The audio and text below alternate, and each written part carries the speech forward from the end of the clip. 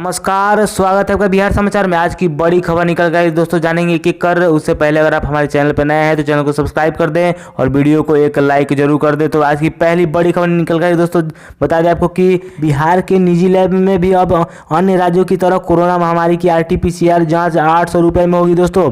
स्वास्थ्य विभाग के निर्देशानुसार स्वास्थ्य सेवाओं ने मंगलवार को इस संबंध में आदेश जारी किया। स्वास्थ्य विभाग ने बिहार में कोरोना संक्रमण के बढ़ते प्रसार को देखते हुए कुछ माह पहले निजी लैब में RT-PCR जांच की दर निर्धारित करने का आदेश जारी किया था। इसके अनुसार निजी लैब में RT-PCR जांच 1500 रुपये की दर से करने की अनुमति दी गई थी। अन्य राज्यों में निर्धारित शुल्क में कमी को देखते हुए अब बिहार में भी 800 रुपये प्रति जांच संशोधित दर निर्धारित कर दी गई। दोस्तों चलिए बढ़ते हैं अगली बड़ी खबर। दोस्तों बता दें आपको कि PM किसान योजना अब आने लगेगी किसानों के बैंक खातों में। PM किसान योजना की 7वीं किस्त, आपको बता दें कि आप ऐसे चेक करें अपना अकाउंट। आपको बता दें कि प्रधानमंत्री किसान सम्मान निधि की 7वीं किस्त का इंतजार कर रहे 12 करोड़ किसानों के खाते में मोदी सरकार 2000 रुपये की रकम भेजेगी।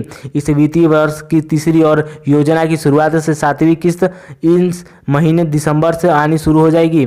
बता दें मोदी सरकार सालाना 6000 रुपये किसानों को 3 किस्तों में देती है। पहली किस्त अप्रैल से जुलाई, दूसरी किस्त अगस्त से नवंबर और तीसरी किस्त दिसंबर से मार्च तक आती है। अगर आप भी PM किसान योजना के लाभार्थी हैं और आप भी चेक करना चाहते हैं तो आप आपके अकाउंट में पैसे आए या न, तो आप प्लीज़ अपने निजी खाते में जाकर चेक करें। चलिए बढ़ते हैं अगली बड़ी खबर की ओर। बता दें आपको कि होम लोन के ब्याज पर 2,67,000 रुपये तक की सब्सिडी। जी आपको बता दें कि नियमों के मुताबिक यदि आप विवाहित हैं और प्रधानमंत्री आवास योजना का लाभ लेना चाहते हैं तो आप या आपके पति या पत्नी में से कोई एक या दोनों संयुक्त रूप से आवेदन कर सकते हैं। दोस्तों बता दें आपको कि प्रधानमंत्री आवास योजना के तहत केंद्र सरकार होम लोन के ब्याज पर 2,67,000 रुपये तक की सब्सिडी ऑफर करती है। खुद के घर की चाह रखने वाले सैकड़ों लोगों को अब तक इस स्कीम के तहत फायदा पहुंचाया जा चुका है। दोस्तों मोदी सरकार का लक्ष्य है कि 2022 तक हर परिवार के सिर पर छत हो, यानी कि हर परिवार के पास अपना घर हो। इसी दिशा में सरकार ने इस योजना को लागू किया है। चलिए बढ़ते हैं अगली बड़ी खबर की ओर। दोस्तों पटना एम्स में कोरोना वैक्सीन परीक्षण का तीसरा चरण कल से यहाँ फोन कर आप भी अपना इलाज करा सकते हैं। दोस्तों बता दें आपको कि ICMR और भारत बायोटेक द्वारा तैयार वैक्सीन के 2 चरणों की सफलतापूर्वक टेस्ट करने के बाद तीसरे चरण का परीक्षण पटना एम्स में 3 दिसंबर से होगा। MS डॉक्टर CM सिंह ने बताया कि 2 चरणों में 90 वॉलंटियर पर वैक्सीन का परीक्षण किया जा चुका है। अब तक किसी तरह का साइड इफेक्ट नहीं पाया गया। दोस्तों ICMR ने तीसरे चरण के परीक्षण की अनुमति दी है। तीसरे चरण में एम्स पटना में 1000 वॉलंटियर पर वैक्सीन परीक्षण करने का लक्ष्य है। पहला डोज से दूसरे डोज का अंतराल 28 दिन का होगा। 18 से 55 वर्ष तक के लोगों पर परीक्षण किया जाएगा। 0.5 ml यानी ½ ml दवा दी जाएगी। चलिए बढ़ते हैं अगली बड़ी खबर की ओर। दोस्तों सुशील मोदी ने CM नीतीश और NDA नेताओं की मौजूदगी में राज्यसभा के लिए भरा नामांकन।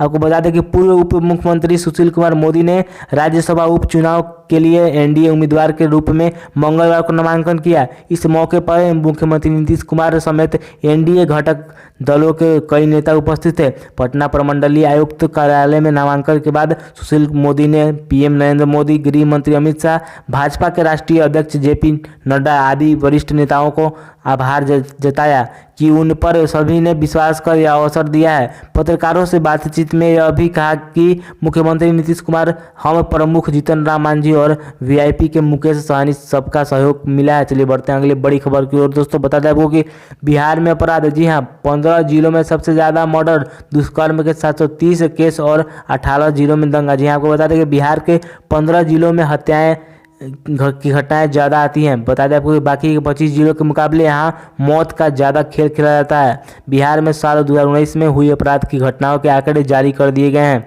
राष्ट्रीय अपराध अभिलेख ब्यूरो की तर्ज पर राज्य अपराध अभिलेख ब्यूरो द्वारा तैयार क्राइम इन बिहार 2019 के ई-पब्लिकेशन का लोकार्पण मंगलवार को DGP SK सिंघल ने किया। चलिए बढ़ते हैं अगली बड़ी खबर की ओर। बता दें आपको कि जी हाँ, गैस सिलेंडर का दाम, जी हाँ, आपको बता दें कि तेल कंपनियां हर महीने की शुरुआत में एलपीजी सिलेंडर के दामों की समीक्षा करती है।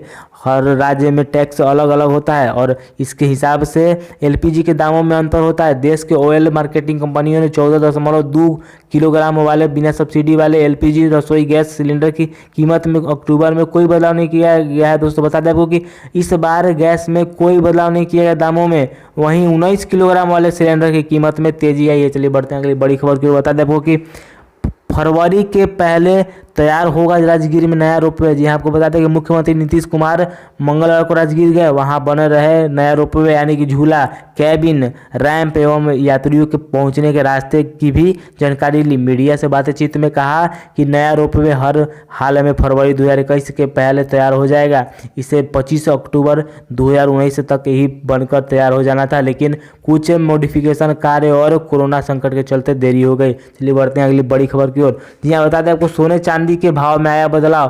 बता दें आपको कि बाजारों में आज सोना चांदी के भाव में मामूली तेजी नजर आई है। मंगलवार को देश भर के सभी बाजारों में 24 कैरेट सोने का हाजिर भाव 48,000 के करीब पहुंच गया था, लेकिन शाम को यह भाव 48,687 पर बंद हुआ। आज सोने का भाव 95 रुपये महंगा होकर 48,687 रुपये पर खुला। चांदी का हाजिर भाव भी 1,058 रुपये चढ़कर 62,022 रुपये प्रति किलो पर पहुंचा। इंडिया बुलियन एवं ज्वेलर्स एसोसिएशन की वेबसाइट के मुताबिक 2 दिसंबर 2020 को देश भर के सराफा बाजारों सोने चांदी की हाजिर भाव इस प्रकार रहे। चलिए बढ़ते हैं अगली बड़ी खबर की ओर। आपको बता दें कि भागलपुर के नेतृत्व में बिहार के 9वीं से 12वीं शिक्षक तक सीखेंगे शिक्षण कौशल। जहाँ आपको बताते हैं कि बिहार में सरकारी स्कूलों के शिक्षकों को शिक्षण कौशल के सतत विकास के लिए अब सभी को नियमित रूप से प्रशिक्षण दिया जाएगा। शिक्षकों के प्रशिक्षणों के लिए एक नई नीति बनाई जाएगी। इसके लिए शिक्षा विभाग ने एक समिति बनाई है।